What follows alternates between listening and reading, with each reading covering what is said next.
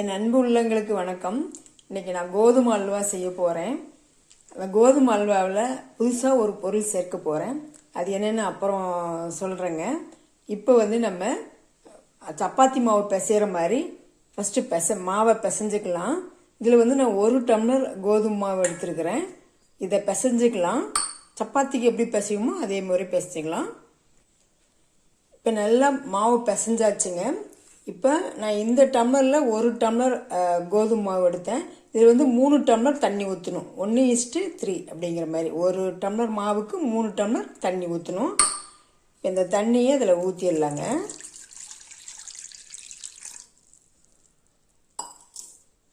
இது நல்லா ஒரு 2 மணி நேரம் ஊறட்டுங்க.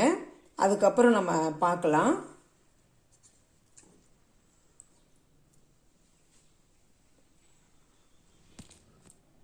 ஒரு 2 மணி நேரம் நல்லா கோதுமை ஊறிடுச்சுங்க.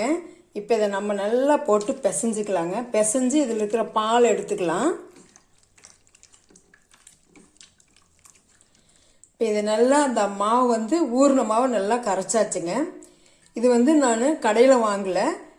நான் கோதுமை வாங்கி அதை ஒரு 5 மணி நேரம் நல்லா ஊற வச்சு கல் மணல்லாம் எடுத்து க்ளீன் பண்ணிவிட்டு வெயிலில் நல்லா காய வச்சு அதுக்கப்புறம் இதை அரைச்சிட்டு வந்தேங்க மாவு. இப்போ நம்ம இதை ஒரு வடிதட்டி வச்சு வடிச்சுக்கலாங்க.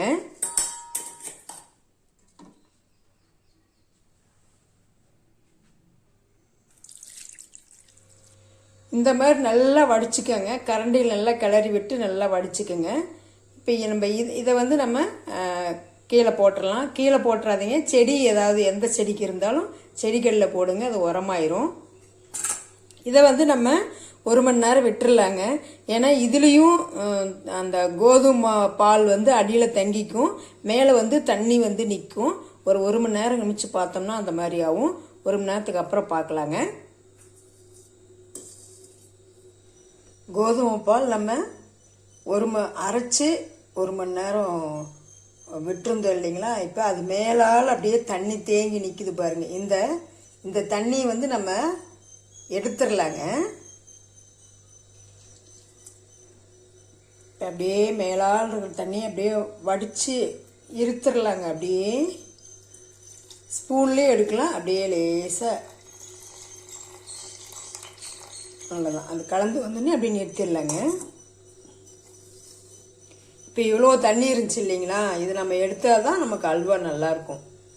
இப்போ நமக்கு சுத்தமான கோதுமை பால் ரெடி ஆயிடுச்சு. இப்போ இது கூட நான் ஒரு பொருள் சேர்த்துறேன்னு சொல்லியிருந்தேன் இல்லைங்களா, அது வேறு எதுவும் இல்லைங்க, தேங்காய் பால் தாங்க. நம்ம 1 டம்ளர் கோதுமை மாவு எடுத்துங்க. அதே எந்த டம்ளர் எடுத்தனோ அந்த டம்ளரில் ஒரு 2 டம்ளர் தேங்காய் துருவி அரைச்சி வடிகட்டி எடுத்துக்கிட்டேங்க. இந்த ஃபஸ்ட்டு பால் செகண்ட் பால் அப்படிலாம் இல்லைங்க, எல்லாம் ஒரே பால் தான்.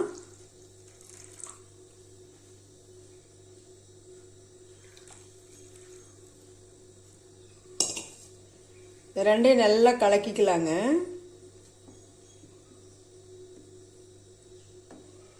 இது இப்படியே இருக்கட்டுங்க.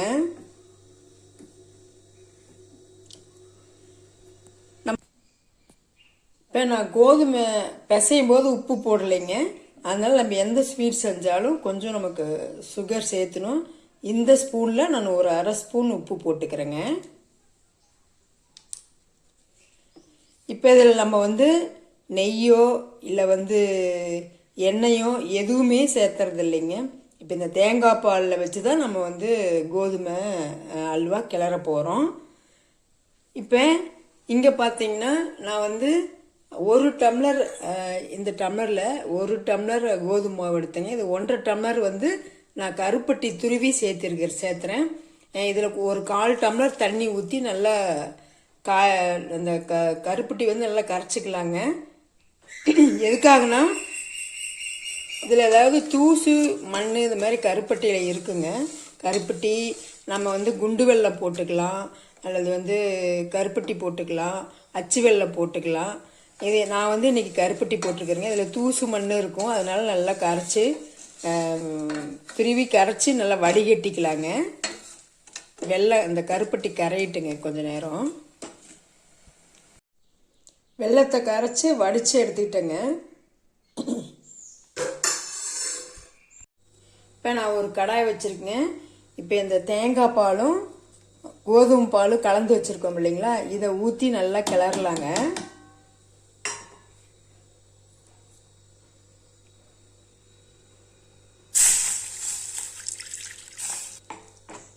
நல்லா ஹை ஃப்ளேமில் வச்சு கிளறுங்க.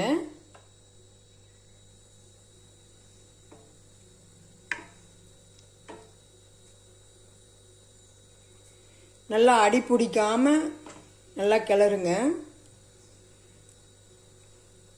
நல்லா சுற்றி சுற்றி நல்லா கிளறணும்.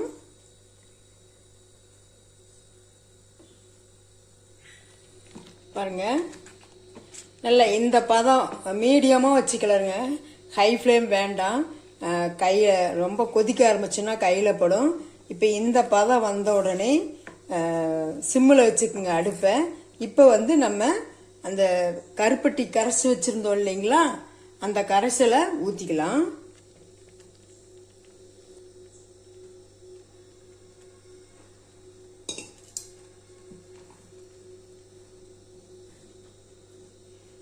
நல்லா கலந்து விடுங்க. சிம்மிலேயே வச்சு கிளறுங்க, ஏன்னா இதுக்கு மேலே தெறிக்கும் கையில். ரொம்ப கட்டி விழுகிறதுக்கான வாய்ப்புகள் இருக்குது. அதில் நம்ம இந்த ஸ்டேஜில் என்ன பண்ணலான்னா, நமக்கு தேவையான அளவு முந்திரி போட்டுக்கலாம், பாதாம் போட்டிருக்கலாம். அல்லது நான் இப்போ முந்திரி, பாதாம், சாரப்பருப்பு ஒரு கொஞ்சம் வச்சுருக்கிறேன். அப்புறம் பிஸ்தா ஒரு 3 வச்சுருக்கிறேன். இது எல்லாம் நான் போட்டுக்கிறேன். நம்ம விருப்பம்தான், நீங்கள் போடுற மாதிரி இருந்தாலும் போடலாம், இல்லை ஸ்கிப் பண்ணுற மாதிரி இருந்தாலும் ஸ்கிப் பண்ணிக்கலாம். போட்டால் கொஞ்சம் டேஸ்ட்டாக வரும்.